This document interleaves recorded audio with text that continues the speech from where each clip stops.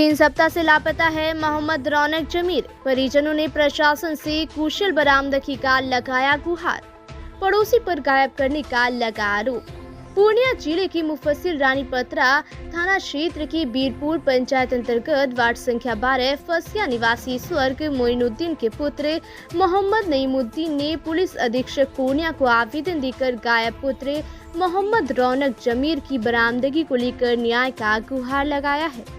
वहीं बड़े भाई मोहम्मद शहनवाज उर्फ सोनू ने बताया कि मोहम्मद रौनक जमीर का मानसिक संतुलन बहुत पहले से ही बिगड़ा हुआ है, जो 10 जुलाई से लापता है। रिश्तेदारों में बहुत खोजबीन किए, कहीं पता नहीं चला।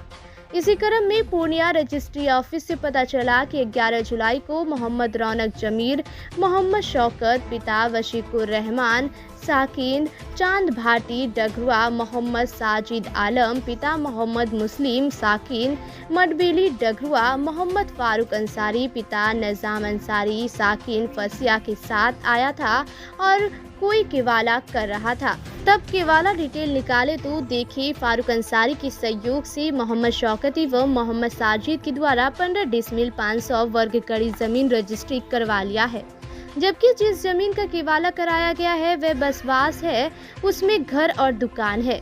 यही पूछने के लिए फारूक अंसारी के पास गए तो आवेश में आकर गाली गलौज करते हुए धक्का मुक्की किया और वहां से भगा दिया, जिसके बाद 19 जुलाई को मुफस्सिल थाना रानीपत्रा में आवेदन देकर गायब रौनक जमीर की बरामदगी को लेकर गुहार लगाए।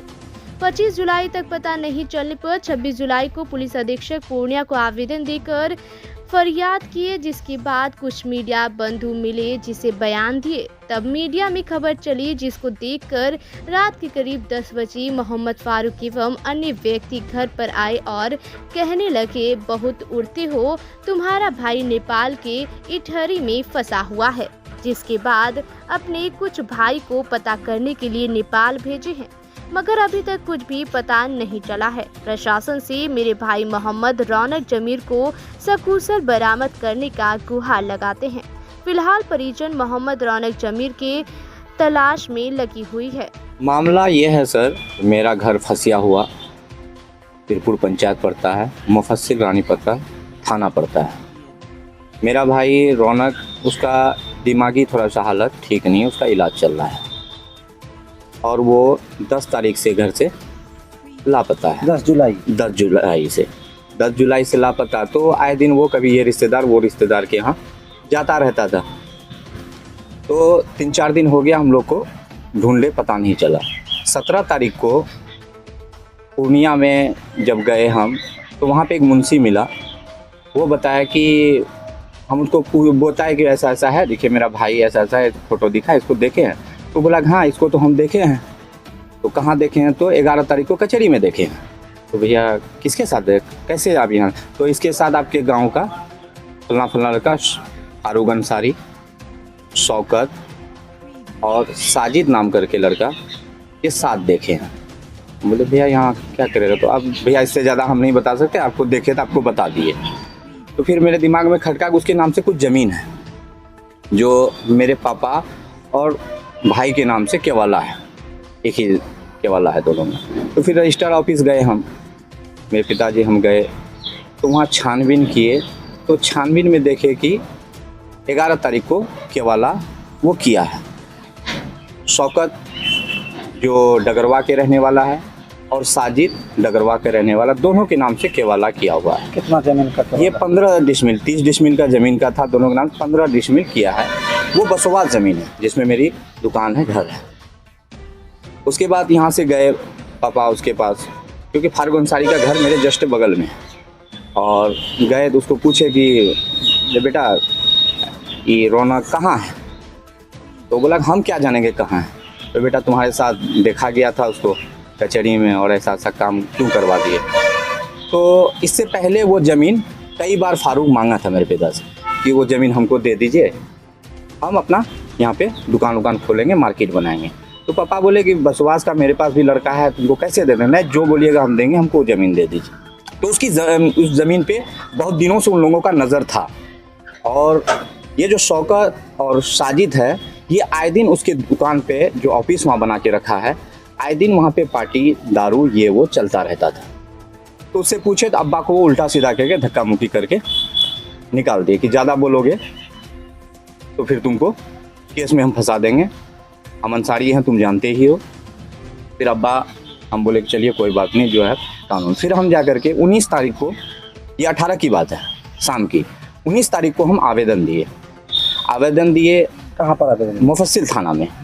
तो बोला ठीक है इसमें कार्रवाई करते हैं। फिर 20 को गए, बोला अच्छा पता करते हैं।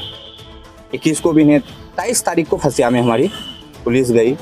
इसी बीच में वो लोग बैठा 2-4 आदमी, बोला कि ऐसा है वो लड़का जहाँ भी है गलती तो हो गई है और हम 24 घंटा में लड़का, हम बोले कि ज़मीन क्या लिए क्या दिए वो तो पहले आदमी मेरा भाई का, हमको पहले भाई ला के दीजिए। तो बोला 24 घंटा में हम ला के दे, आप लोग कहीं कुछ नहीं करना है। तो थाना से भी पुलिस गई तो उनको यही बोला कि हम लोग की बात हुई है और हम 24 घंटा में ला के दे। उसके बाद 24 क्या 72 घंटा बीत गया, कोई भी नहीं बताया कि हाँ कहाँ है क्या है, अभी तक कोई पता नहीं। थाना गए, बोला कि नहीं अभी पता करते हैं। उसके बाद कल 26 तारीख को एसपी सर के हम गए आवेदन देने के लिए। आवेदन दे के निकले तो वहाँ फिर हमारा बयान हुआ न्यूज़ वाले के सामने।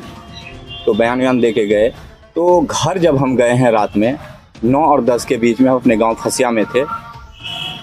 तो वहाँ गए तो 9:30-10 के बीच हमारे घर में फारूक और कुछ आदमी के साथ वो आया रात में। ये कल की बात है 26 तारीख की।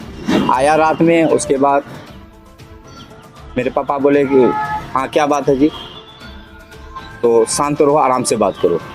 तो हम बगल में ही रूम में थे तो हम बुलाए, आए तो बोले क्या बात है। तो तू हमको बोलता है तुम ज़्यादा उड़ रहे हो जी। तुमको कौन बोला? ये हमको फारूक और उसके साथ कुछ आदमी था, हम रात में नहीं पहचान पाए, 3-4 लोग और भी थे। तो ज़्यादा उड़ रहे हो, तुमको पता है, जब अभी बता रहे तुम्हारा भाई नेपाल में है। रात में वो कह रहा मुझे कि तुम्हारा भाई नेपाल में है, तुम उसको जैसे लाना है ले आओ, ज़्यादा उम्रो मत, उस तो नेपाल गया है, तुमको ऐसा गैप करेंगे तुम्हारा पता भी नहीं चलेगा। तो अब हमें भी मेरा जान का डर है कि पता नहीं मेरे साथ भी कल कुछ हो जाए, क्योंकि ये लोग रंगदार टाइप के लोग हैं और इन लोग का संगत सही नहीं है। ये बड़े बड़े ये ब्रोकर लोग के साथ उठना बैठना है। कल मेरे साथ भी क्या होगा इसका कोई पता नहीं। तो हम लोग डरे हुए हैं, सहमे हुए हैं। हमारी यही गुजारिश है, प्रशासन से रिक्वेस्ट करते हैं कि मेरा भाई को किसी तरह ला करके दे दें आप। ज़मीन तो जो है मेरा घर गया, हम लोग छोड़ के यहाँ से चले जाएंगे, मेरा भाई को ला के दे दे। प्रशासन से मेरा यही अनुरोध है। भाई के बारे में पता चला कि नेपाल में कहाँ है क्या? हाँ, अभी हम जब वो लोग बोला तो वो कि विराटनगर कोई जगह बोला तो वहाँ पे इटहरी, तो हम अभी कुछ भाई को कुछ आदमी को भेजे हुए हैं। अभी पहुँचाने पता नहीं अभी चला नहीं है कि पता किस चला, कारण से कैसे पहुंचा वहाँ तक? नहीं अभी तक कोई पता नहीं है। तो हम प्रशासन से यही अनुरोध करेंगे कि प्रशासन अपने हिसाब से उस चीज़ को देखे और मेरे भाई को ला करके दे दें। क्या परिचय है आपका? मेरा नाम मोहम्मद शहनवाज उर्फ सोनोवाज, उसका हम बड़ा भाई हुए। पिताजी का क्या नाम? पिताजी का नाम मोहम्मद नईमुद्दीन। घर कहाँ है? घर फसिया हुआ, वार्ड नंबर? Ward number 12।